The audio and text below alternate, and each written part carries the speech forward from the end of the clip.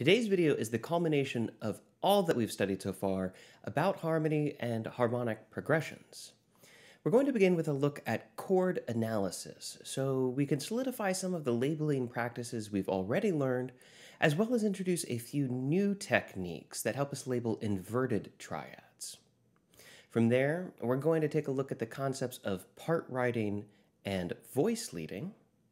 And then after our intermission, we're going to introduce the basics of vocal scoring and writing for SATB ensembles.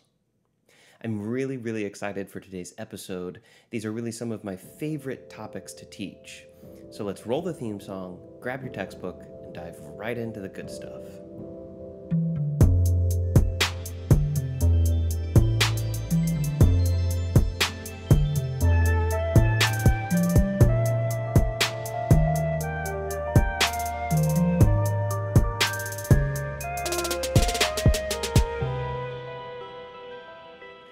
By now, I'm hoping that you have a pretty good handle when it comes to building the four types of triads.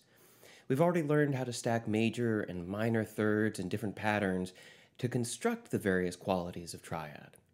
And we've also seen how we can invert a triad not once, but twice. Today, we're going to spend a lot of time identifying and labeling triads. So I want to begin today with a relatively brief discussion of chord analysis. This is an aspect of studying harmony that many people find confusing, so hopefully this section will help you feel more confident when it comes to labeling chords.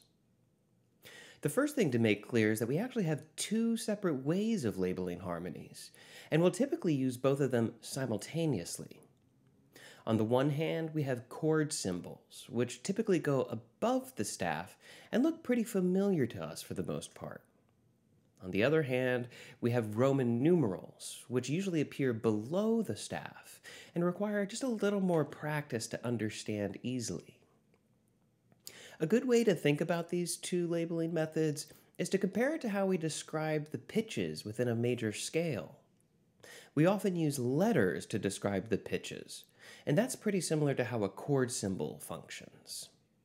But we can also use solfege syllables to refer to the notes of the scale. And that's very similar to the way that we use Roman numerals. Each means of analysis can tell us something different about the music. A chord symbol tells us the literal root pitch of the chord, as well as the quality of the triad. A Roman numeral, however, tells us the scale degree that the chord is built upon, as well as the quality of the triad. Therefore, in order to analyze a chord with a Roman numeral, we also have to know the key of the music. Without knowing the key, we can't tell what scale degree the root pitch represents. Let's try labeling a few different triads to illustrate what I'm talking about here. We have an example in the key of D major, and we have four chords in root position that we can practice analyzing. It's often helpful to start with chord symbols, so that's where I'll begin.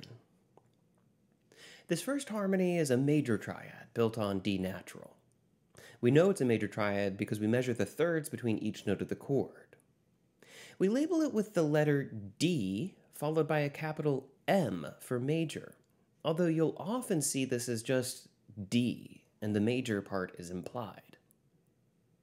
Now the second harmony is a minor triad built on E natural. Our chord symbol here will be the letter E, followed by a lowercase m, symbolizing minor. It's also fairly common to write this as an E followed by a dash. The third harmony is a diminished triad built upon C sharp. For the first time in the example, we have a root pitch that includes an accidental, and our chord symbol reflects that. So C sharp followed by the abbreviation DIM for diminished. Alternatively, you can use a small circle to indicate a diminished triad. Now our last harmony is an augmented triad built on G. We've got to get chromatic if we want to build an augmented chord, and in our case, that chromatic pitch is the D sharp at the top of the stack. So to label this chord, we'll use this chord symbol G, followed by the abbreviation AUG for augmented.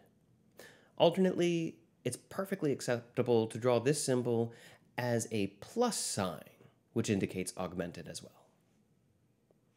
Now we have a chord symbol for each harmony in the example, and we're halfway finished with our harmonic analysis. So let's go back to the beginning now and apply Roman numerals. The first thing I want to do is indicate the key of the music. We have a key signature, of course, but typically I'll scribble DM underneath that key signature. Remember, one of the things a Roman numeral tells us about a chord is its relationship to the tonic. So I find it helpful to have this little extra reminder of the key, especially if we're looking at a Roman numeral analysis away from the music. As we know already, the first harmony is a D major triad. D is the first scale degree in our key, so our Roman numeral must be a 1. We use an uppercase Roman numeral 1 to indicate that it's a major triad. Our second harmony is an E minor triad, and since E is the second scale degree in this key, our Roman numeral here has to be the number 2. We'll use a lowercase Roman numeral this time to indicate that this is a minor triad. The third harmony is that C-sharp diminished triad. The root pitch of C-sharp is the 7th scale degree in the key, so our Roman numeral is going to be a 7. And in addition to use a lowercase Roman numeral here, we include the small circle that we saw earlier in our alternate chord symbol to indicate that it's a diminished triad. Now finally, the fourth harmony is that G augmented triad. G is the 4th scale degree, which earns it the Roman numeral 4, and we'll use an uppercase Roman numeral followed by that plus sign to indicate the augmented quality of the harmony. Each one of these harmonies is in root position, but as we learned in the last episode, we can invert triads not once, but twice actually. So let's look at another example to see how we can label inverted triads with both chord symbols and Roman numerals. Here we have an example in E flat major with an E flat major triad in root position, first inversion, and second inversion. When it comes to chord symbols, the labeling is pretty straightforward. We already know to label the root position chord as E flat, or E flat capital M for major. To indicate the two inversions, we just add on a slash to that chord symbol, followed by the new lowest note in the triad. That means that our first inversion chord should be labeled E flat over G, while the second inversion gets E flat over B flat. Roman numerals for inverted chords look a little trickier, but they're not too difficult, I promise. We know we're going to use an uppercase Roman numeral 1 for each harmony here, since we have a major triad built on the first scale degree. But we do need a little more information to indicate the inversions. The first inversion is indicated with a small 6 to the right of the Roman numeral. This refers to the 6th formed between the new lowest and highest notes of the chord, in this case G to E flat. The second inversion is similar, indicated this time with a small 6-4, which refers to the intervals of a 4th and a 6th now formed between the lowest note and the other two. Remember, we can invert every type of triad, whether it's major, minor, diminished, or augmented. In each case, though, the Roman numeral should indicate a first or a second inversion in the same way, with either a 6 or a 6-4.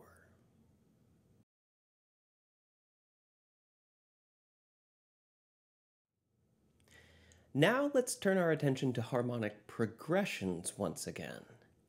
If you've been practicing the exercises from chapter 14, then you should be pretty familiar by now with the 1, minor 6, minor 2, 5, 1 progression. Here we see it in the key of B flat major. We have B flat major, to G minor, to C minor, to F major, and back to B flat major. Every triad is written in root position, and they're all arranged on a single staff in the treble clef. In the abstract, this is totally fine. We can clearly see the root pitch of every chord, and if the harmonic analysis wasn't already done for us, it really wouldn't take very long to come up with the proper chord symbols and Roman numerals to label each harmony. But in practice and in performance, this isn't a very idiomatic way of writing a progression. To illustrate my point here, imagine asking 3 singers to perform this progression exactly as it's written now, where each singer is assigned to either the top, middle, or bottom note from every harmony. The large leaps and jagged contour in their respective lines is going to sound unmelodic and may ultimately be uncomfortable or too challenging for each voice to perform accurately. So, how can we make life easier for our singers while also making our composition sound more musical at the exact same time? The answer to this question leads us to 2 major concepts today: part writing and voice leading. Part writing refers to the stylistic conventions that create melodically satisfying musical lines. Now, we could devote an entire semester to studying part writing, but we won't be going into depth here. The most salient point to take away from part writing is that melodies should have a smooth contour as much as possible, which means stepwise motion is usually preferable to leaps. And large leaps or awkward intervals are typically avoided altogether.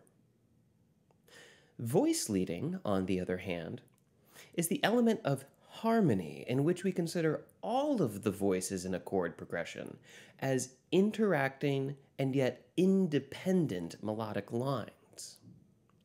We have to look at these progressions as having both a horizontal dimension, provided by the individual musical lines, as well as a vertical dimension, the chords created when the lines are played simultaneously. As before with part writing, the guidelines to successful voice leading are far too much for us to cover right here. But the general principle to keep in mind goes like this. When connecting 2 chords, we want to keep any common chord tones between them in the same voices. And any voice that must change should move to the nearest possible chord tone, preferably by a second or a third. This is all much easier to understand when you see it in action. So bring back that progression in B flat major, and let's see if we can't find a better way to create smooth voice leading from chord to chord. We're going to keep our opening B flat major chord in root position because that helps establish the tonic and orient the ear. Let's also go ahead and commit the final B flat chord to root position as well, so that the phrase has a sense of conclusion to it. Back at the beginning, as we move to the G minor chord, we find we actually have 2 notes in common with the previous harmony. So we'll keep those pitches static in the lower and middle voices. The upper voice, however, has to change, and we can do so by moving up a whole step from F to G. Now this is much better voice leading, but it also has an unintended consequence. Our G minor chord is no longer in root position, but rather it's in first inversion because the third of the chord is now the lowest sounding pitch. So let's update our chord symbol and Roman numeral to reflect this change. We can apply the same practice as we go from chord to chord. When we connect G minor to C minor, we only have 1 chord tone in common. This time it's in the upper voice. And meanwhile, the lower 2 voices can move upward by step to reach their target tones in the next harmony. The voice leading, once again, is much smoother than before, and the resulting C minor triad is still in root position. Smooth voice leading isn't always necessary or even desirable. There are certainly times when the music calls for a more disjointed sound, and other times we have to use a less ideal connection between two harmonies to set us up for smoother voice leading farther along in the progression. Such is the case at the end of this progression.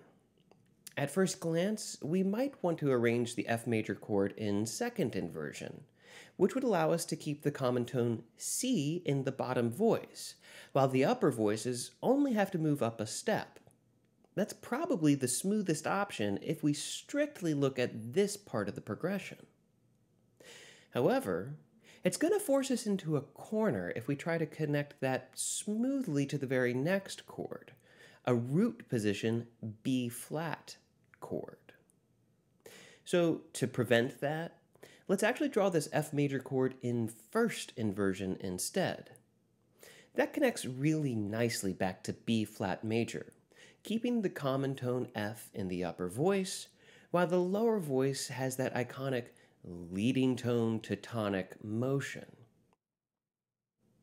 Now that we've smoothed out the voice leading, feel free to hit pause here so that you can take in all that's happening in our new progression. Let's briefly look at another progression as well, our old 1-4-5-1 from a couple chapters back. Here it is as we first studied it, with all four of those major harmonies in root position, but if we use a few inversions here and there, we can achieve much better voice leading. Notice how I used a second inversion on the 4 chord, and then I once again used a first inversion 5 chord, connecting back into 1. Now's a great time for us to take our break. Hit pause on the next screen so you can stretch your legs, drink a little water, and eat a few orange slices. And then we've got more knowledge for you after the break.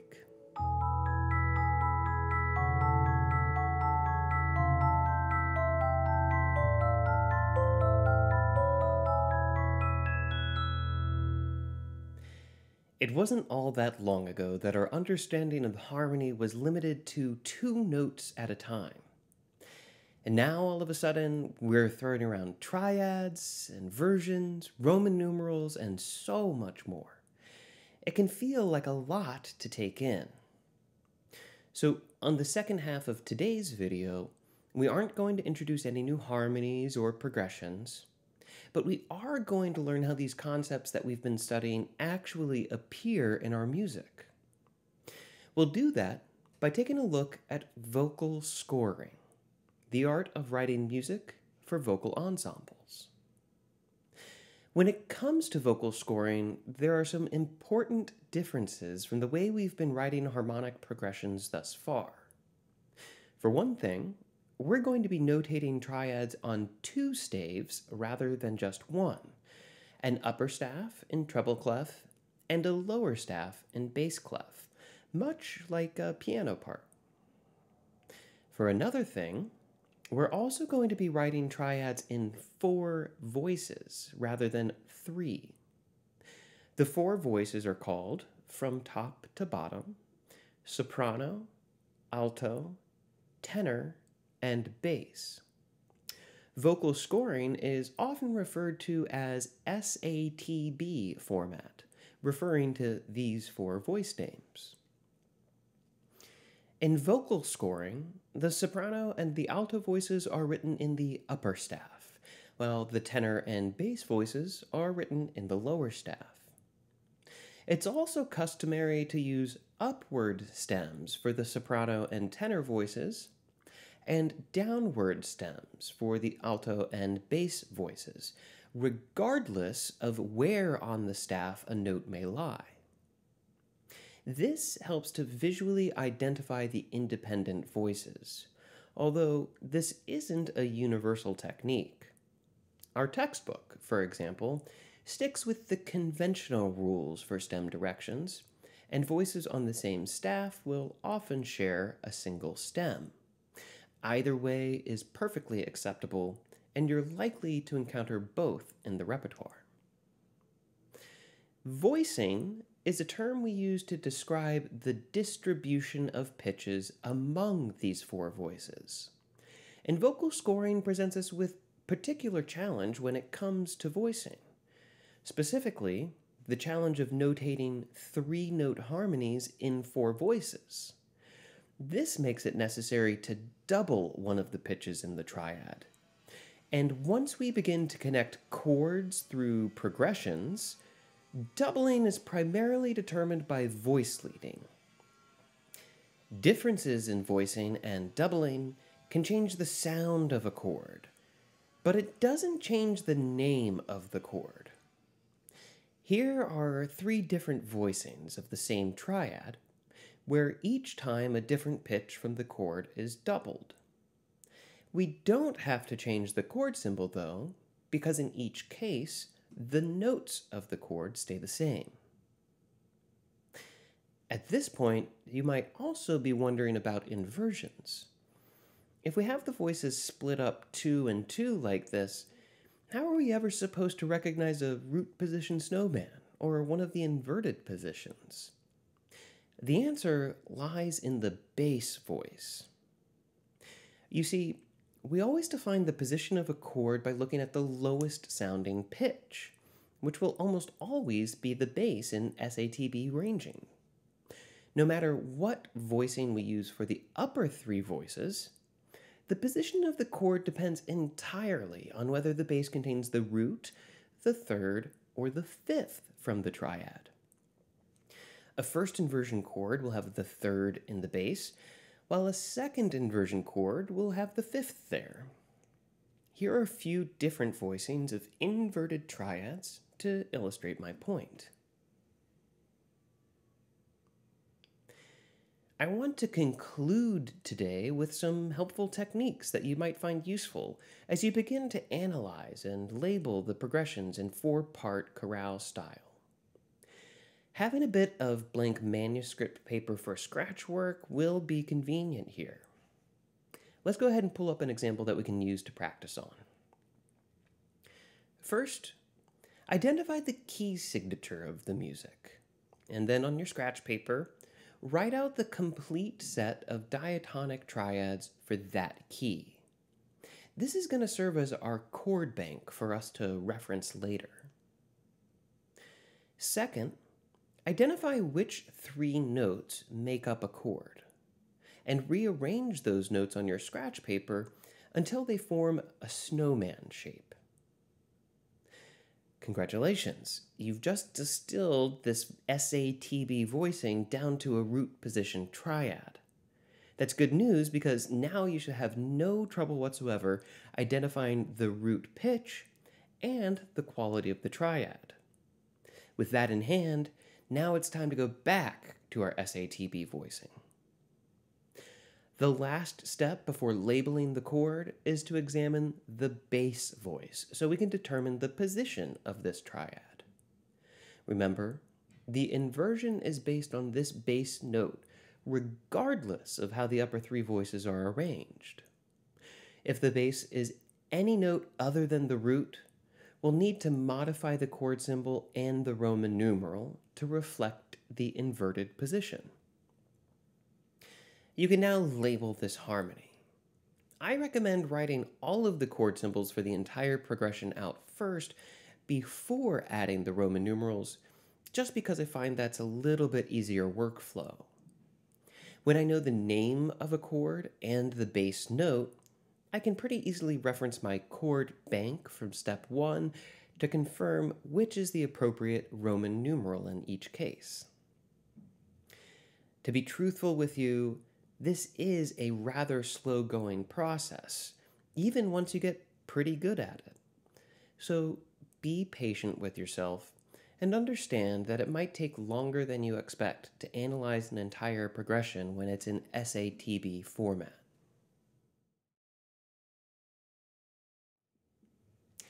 That's going to bring us to a close on today's episode.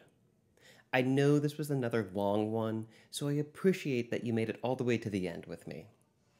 To briefly recap, Today's episode brought us full circle on the topic of triadic harmonies and chordal progressions.